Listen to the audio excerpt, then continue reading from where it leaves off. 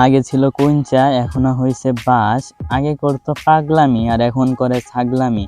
কি জানি কয়জন পিছনে বাজিয়ে দিয়েছে তালি।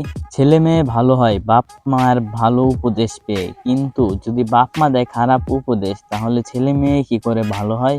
মা মেয়েকে শিখিয়ে দেয় সুইমিং পুলে গোসল করতে, ওই ভিডিও ধারণ করে তোমাদেরকে উপহার দিতে, তাহলেই সে হতে পারবে সফল। এটা নয় আমার কথা, এটা তার মায়ের কথা। জানি কেউ বিশ্বাস করবে না, তাই মন্টুকে বলি, মন্টু ক্লিপটা একটু লাগা না। সো সেইটা দ্বারা আম্মু বললো যে ঠিক আছে, তাহলে তুমি এই কন্টেন্টটা করো। সো রাত 1:30টার দিকে আমরা ভিজে সেই কন্টেন্টটা করি। এর থেকে কি বুঝলাম? মা মেয়েকে ম্যাগি বানানোর জন্য যা কিছু করা লাগে মা আগে থেকেই শিখিয়ে দিয়েছে। অন্য সকল মায়েরা চায় নিজের মেয়েটা ভালো হোক, কিন্তু এর মা চায় এ যেন খাঙ্কি হয়। তাই তো রাত 1টার সময় কি করতে হবে মা এটা শিখিয়ে দেয়। মনে হয় বিয়ের পর মা ওইটাও শিখিয়ে দিয়েছে। কেউ অন্য কিছু ভেবো না, আমি অন্য কিছু বলি নাই। বুঝলেও অসুবিধা নাই, কেননা আমি তোমাদেরকে বোঝানোর জন্য বলি নাই। ওরা পিছন থেকেই বদনামের ঝড় তোলে, তাই আপুর সামনের দিক দিয়ে বড় হয়ে গেছে। মন আমার অডিয়েন্সেরও কি যে বলবো, এই কথা শুনে আমার অডিয়েন্সেরও দাঁড়িয়ে গিয়েছে। মানে শরীরের পশম। কি তোমরা আসলে ভালো কি হইবা না, নাকি আমাদেরকে ভালোভাবে কথা বলতে দিবা না? এমন আঘাত করবেন না যে আঘাতে আমার নয় আপনার ক্ষতি হয়। আরে এমন আঘাত করবো না যাতে তোমার ক্ষতি হয় বা আমার ক্ষতি হবে। খাডের এক পায়া ভেঙে যাবে। আজকে যে কি হয়েছে আমি কিছু বুঝতেছি না, কি বলতে গিয়ে যে কি বলতেছি। তোমরা কেউ খারাপ মাইন্ডে নিও না। কখনো কেউ হারাইতে পারে নাই, কারণ আমি ওই খেলায় নামই দেই নাই যেই খেলায় হারতে হয়।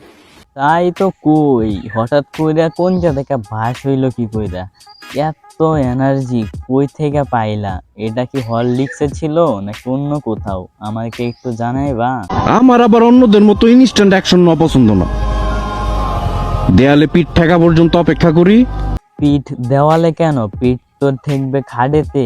নাকি তুমি খাড়ে খেলতে পারো না, খেলতে লাগে তোমাকে মেঝেতে? আমার অডিয়েন্সকে দাও এটা জানিয়ে। পার্থক্য আছে, তুমি সবার পিছনে ঘুরো আর সবাই আমার পিছনে ঘুরে। Same same but different. মানে আপু বুঝাতে চাচ্ছে, আগে আপু মানুষের পিছে ঘুরতো কিন্তু মানুষে পাত্তা দিত না, তারপর হরলিক্স খাওয়া ধরছে, এখন সে মুড়া হয়ে গেছে, এখন মানুষ তার পিছনে ঘুরে। তাই তো দিন দিন এত উন্নতি হচ্ছে চেহারার, শরীরের। কিভাবে যে কি হয় একটা মেয়ে সব ভালো জানে। আপু অন্যদের মতো কি আমাদেরকে একটু জায়গা দিবা তোমারই ঘাটে? মানে ঘুমানোর জন্য, অন্য কিছুর জন্য না। মাইন্ডে নিও না, আমি ঘুমানোর জন্য বলছি, আমার খুব ঘুমে ধরছে।